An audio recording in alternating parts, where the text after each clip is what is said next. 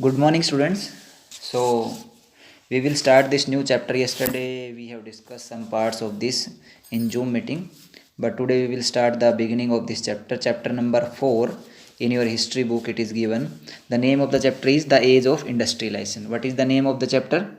The Age of Industrialization. This is the name of the chapter. So, we will discuss in this chapter. Yesterday, I told you something about this. We will discuss about the development of industries in the complete world, यानी industries का development है पूरे world में कैसे हुआ।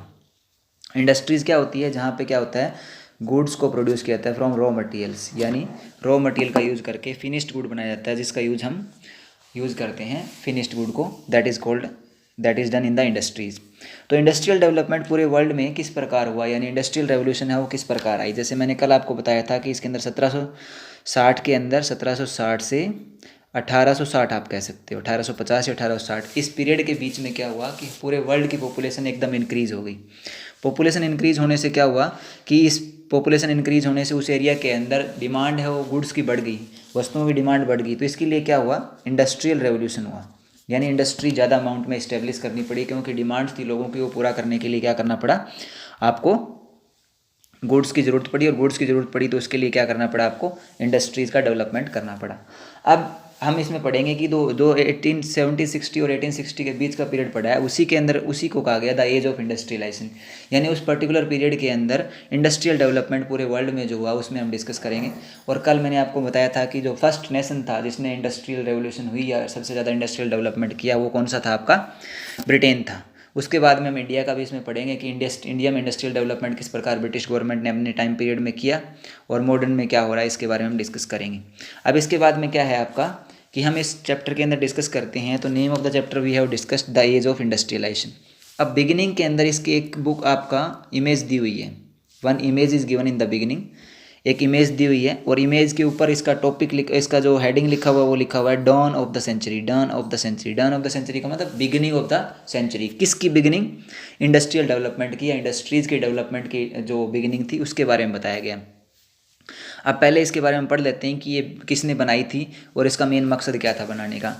इन 1900 a popular music publisher E.T. Pohl produced a music book that had a picture on cover page announcing the dawn of the century. अब इसके अंदर ये कहा गया है कि 1900 के अंदर, 1900 के अंदर क्या किया गया, एक म्यूजिक पब्लिशर था, म्यूजिक जो कंपोज करते हैं, लिखते हैं वैसे, E.T. Pohl, उन्होंने क्या किया, एक बुक थी, उस बुक के अंदर क्या किया गया, कवर पेज जो था, पहला पेज जो था ना, उसके ऊपर क्या किया उन्होंने, एक इमेज बनाई थी। उस इमेज की ये फ़ोटो है यहाँ पे, ठीक है। तो 1900 के अंदर E.T. Pohl नाम के एक म्यूजिशियन ने क्या किया, आपका एक इमेज बनाई अपनी बुक का कवर पेज समझते हैं ना, जो सबसे पहला पेज होता है, जिस जो आपका फोल्ड कर बुक्स का या नोटबुक का जो पहला पेज होता है, हार्ड पेज, उसको कवर पेज बोला गया। उसके ऊपर जो इमेज बनी हुई थी वो क्या थी, वो ये थी, डॉन ऑफ द सेंचुरी, ठीक है। तो उन्होंने ये इमेज क्यों बनाई, इस इमेज के बनाने का उनका मेन मकसद क्या था, उसमें बताया गया, as you can see from the illustration, इस इमेज को देखने के बाद में हमें लगा है, at the centre of the picture is a goddess like figure, बीच में आपको ये दिखाई दे रही है, एक गोडेस लाइक पिक्चर है, ठीक है, यानी ये गोडेस, देवी देवता, परी जिसको हम बोलते हैं, उसको बनाया गया यहाँ पे, ठीक है। द एंजल ऑफ प्रोग्रेस, ये आपको पता है, जो गोडेस होती है या जो एंजल बनाई गई है वो किस चीज़ की किस चीज़ को रिप्रेजेंट करती है, प्रोग्रेस को, उन्नति को रिप्रेजेंट करती है।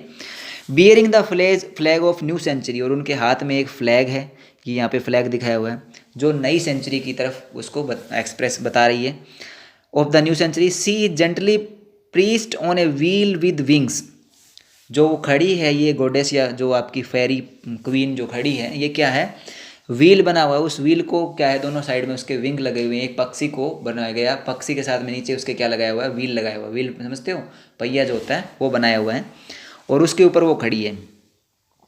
हर फ्लाइट इज और सिंबलाइजिंग टाइम, और ये जो व्हील है ना जो घूम रहा है, इस तरीके से जो व्हील को रिप्रेजेंट किया गया, व्हील किस को रिप्रेजेंट करता है, टाइम को करता है, यानी हम आगे से आगे बढ़ते रहते हैं जैसे, वैसे ही क्या किया गया, व्हील भी क्या पर रिप्रेजेंट कर रहे हैं, एक्सप्रेसिंग द टाइम, कि टाइम के साथ में क्या बदलाव हुआ, इसके अंदर ये बताया गया है कि टाइम के साथ में क्या बदलाव होता जा रहा है।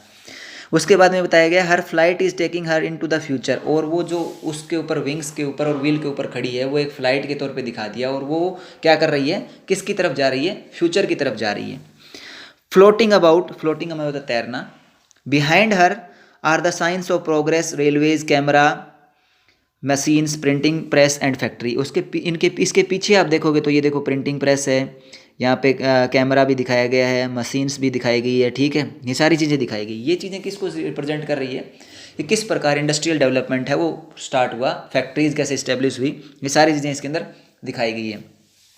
क्या क्या चीज़ें दिखाई गई इसमें, रेलवे को दिखाया गया है, ठीक है, इसमें रेलवे भी आपको दिखाई देगा, ठीक है, ये रेलवे का यहाँ पे हो गया।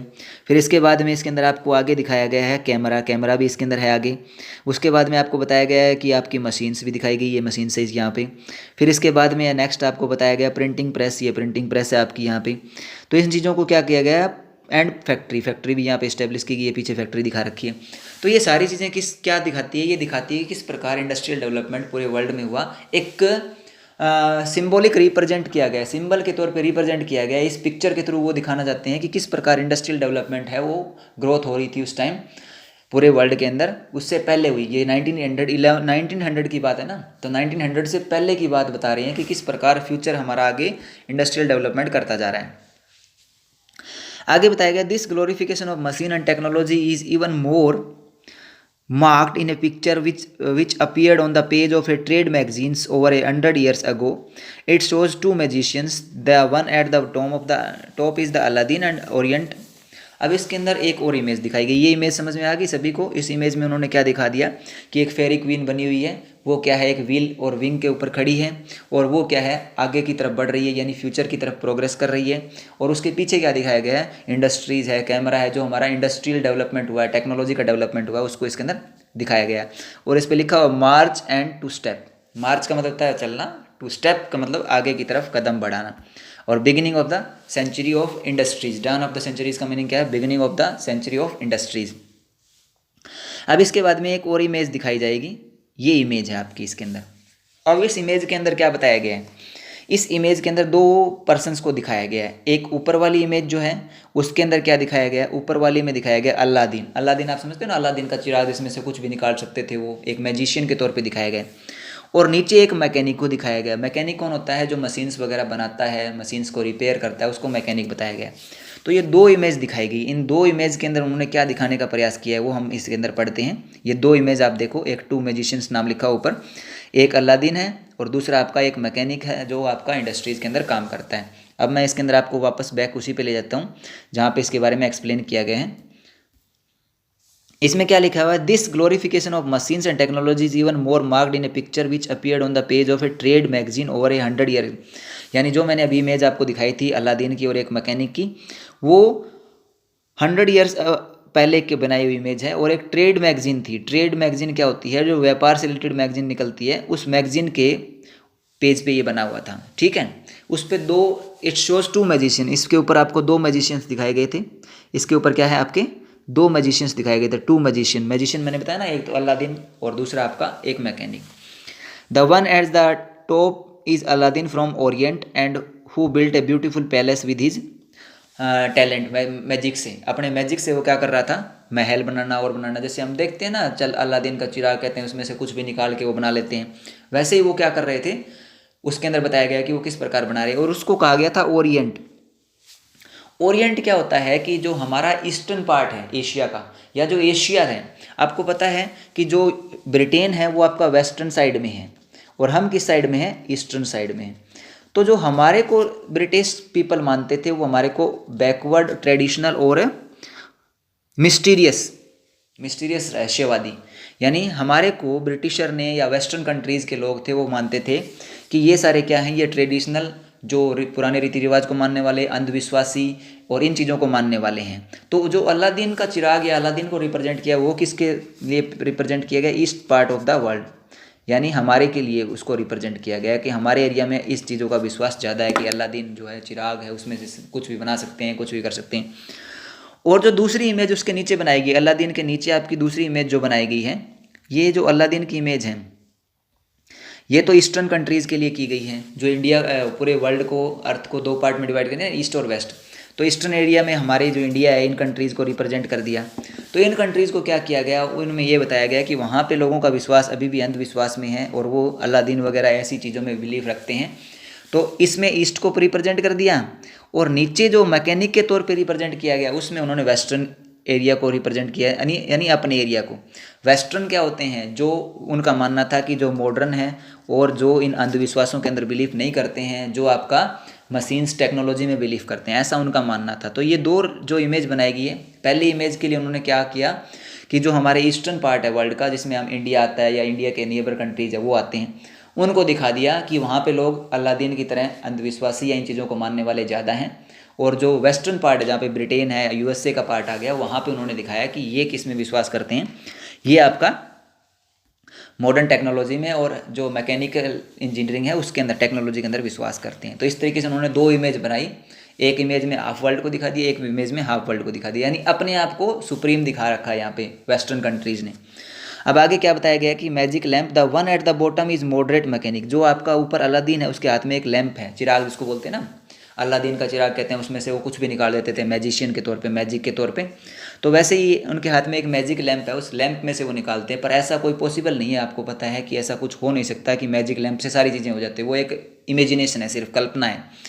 तो हमारा अंधविश्वास अभी भी, आपको पता है हमारे गाँव में अभी भी झाड़ फूँक है, इन चीज़ों को डोरे करना और करना, इन चीज़ों में अभी भी विश्वास किया जाता है। तो उन्होंने कहा कि ये ईस्टर्न पार्ट के जो लोग हैं अभी ट्रेडिशनल हैं, प्री मॉडर्न हैं, मॉडर्न को नहीं मानने वाले, तो इनको उन्होंने क्या नाम दिया, ओरिएंट नाम दिया। यानी जो ईस्टर्न पार्ट के वर्ल्ड के एरियाज़ के लोग हैं उनको उन्होंने कहा ओरिएंट। ओरिएंट इसलिए कहा क्योंकि वो प्री मॉडर्न है, यानी मॉडर्न को नहीं मानते, ट्रेडिशनल है, पुराने रीति रिवाज को मानने वाले, तो इसलिए उन्होंने उनको ओरिएंट के नाम से रिप्रेजेंट किया। तो ओरिएंट का मीनिंग आपको मैंने बता दिया। तो ये तो था अलादीन के बारे में बताया हुआ। उसके बाद में the one at the bottom is the modern mechanic. अब इसके नीचे बिल्कुल जो आपका है, ये आपका क्या है, ये मैकेनिक को रिप्रेजेंट किया गया है, who with his modern tool weaves a new magic build bridges. और उन्होंने अपनी मशीन से या अपनी टेक्नोलॉजी की मदद से क्या बना रखे, जैसे ये पुल बना रखा है। आगे बताया गया है शिप्स, टावर्स, ये शिप्स वगैरह इस एरिया के अंदर ये शिप्स चल रही है आपकी, ये ब्रिज बना हुआ है, ये टावर्स बने हुए हैं, ये चीज़ें इन्होंने बनाई हैं। एंड हाई राइज बिल्डिंग, और बड़ी बड़ी बिल्डिंग्स भी बनाई हुई हैं। Aladdin is shown as a representative of the East and the past. Aladdin को किसका रिप्रेजेंटेटिव किया गया, ईस्ट का और पास्ट का, यानी पुराने समय में जो होता था उसको रिप्रेजेंट किया गया है। और मैकेनिक है उसको क्या किया गया है, for the West and modernity. और जो मैकेनिक है उसको किस वे में रिप्रेजेंट किया गया है, जो आपका मॉडर्न है और वेस्टर्न एरिया जो है, यहाँ जहाँ से ब्रिटेन के लोग बिलोंग करते हैं, यूएसए के करते हैं, यूरोपियन कंट्रीज़ हैं, उनको रिप्रेजेंट किया गया है। यानी ईस्टर्न पार्ट है वो अभी भी क्या है, पास्ट को और जो आपका ट्रेडिशनल चीज़ों को मानने वाले थे अलादीन के चिराग की तरह, और जो वेस्टर्न कंट्रीज़ है वो क्या है, इंडस्ट्रियल डेवलपमेंट में ज़्यादा विश्वास रखते थे, तो वो मैकेनिक को रिप्रेजेंट किया गया एज ए मैजिशियन। ये दो मैजिशियन दिखा दिए, एक तो रियल में मैजिशियन है, एक आपका क्या है कि मैजिशियन की तरह काम करता है, but that is not a magician. जो नीचे वाला है मैकेनिक है वो तो आपका रियलिटी में काम करता है। तो ये दो इमेज इसके अंदर रिप्रेजेंट की गई है। दोनों इमेज में दिखाया किसको गया है, इंडस्ट्रियल डेवलपमेंट जो हुआ पूरे वर्ल्ड में, उसकी चीज़ को एक्सप्रेस किया गया, किस प्रकार इंडस्ट्रियल डेवलपमेंट पूरे वर्ल्ड में हुआ उसको इसके अंदर क्या है, इस इमेज के अंदर, दोनों इमेज के अंदर दिखाया गया है।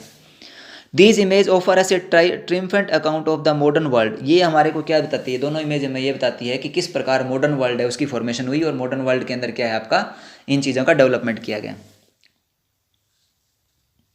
आगे आपका बताया गया इसके अंदर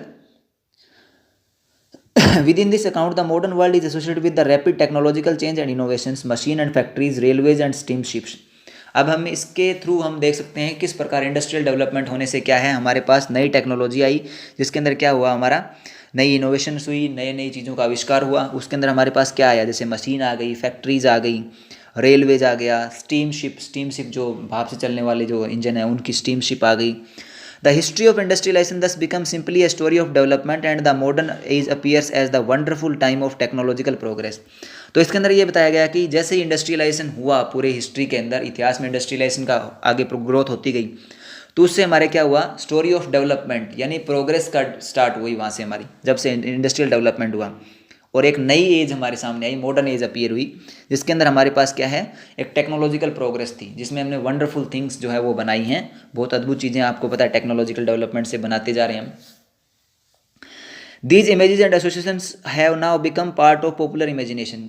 ये जो हम अब बना रहे हैं, जितना टेक्नोलॉजी का यूज़ करके, मोबाइल फ़ोन है और चीज़ें जो हम आज यूज़ कर रहे हैं, वो हमारे लिए पुराने समय में क्या थी, एक इमेजिनेशन थी, कल्पना थी कि ऐसा कभी होगा कि हम गाड़ी में चढ़ेंगे, हवाई जहाज़ में चढ़ेंगे और मोबाइल फ़ोन होगा, ऐसे ये सारी चीज़ें पहले हमारे लिए क्या थी, एक इमेजिनेशन थी। वो अब क्या हो गई हमारे लिए, रियलिटी हो गई। किसके थ्रू? इंडस्ट्रीज़ के through.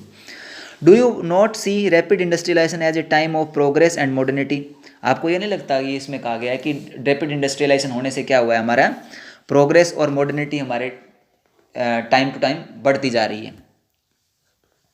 Do you not think that there is spread of railways and factories? आपको नहीं लगता, जैसे आप अभी हम देखें तो इंडस्ट्रियल डेवलपमेंट है, रेलवेज है, फैक्ट्रीज है, उनका डेवलपमेंट डे बाई डे होता है। जैसे हम बुलेट ट्रेन की बात कर रहे हैं, जो पहले आपको पता है पहले स्टीम इंजन से रेल चलती थी, फिर आपका डीजल से चलने वाली है, ये इलेक्ट्रिसिटी वाली आ गई है, अब आगे हम बुलेट ट्रेन की बात कर रहे हैं।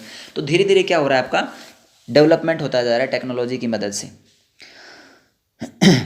And construction of high rise buildings and bridges a sign of society's development. और हम देखते हैं किस प्रकार इंडस्ट्रीज़ के साथ साथ में हमारे ब्रिजेज बन रहे हैं, बड़े बड़े तरीके के और तरीके डिफरेंट टाइप के ब्रिज बन रहे हैं, पुल बनाए जा रहे हैं, और आपकी बड़ी बड़ी बिल्डिंग्स बनाई रही है। जैसे बुर्ज खलीफा आपने सुना है, सऊदी अरेबिया इसमें यूएई के अंदर है, सबसे बड़ी बिल्डिंग है।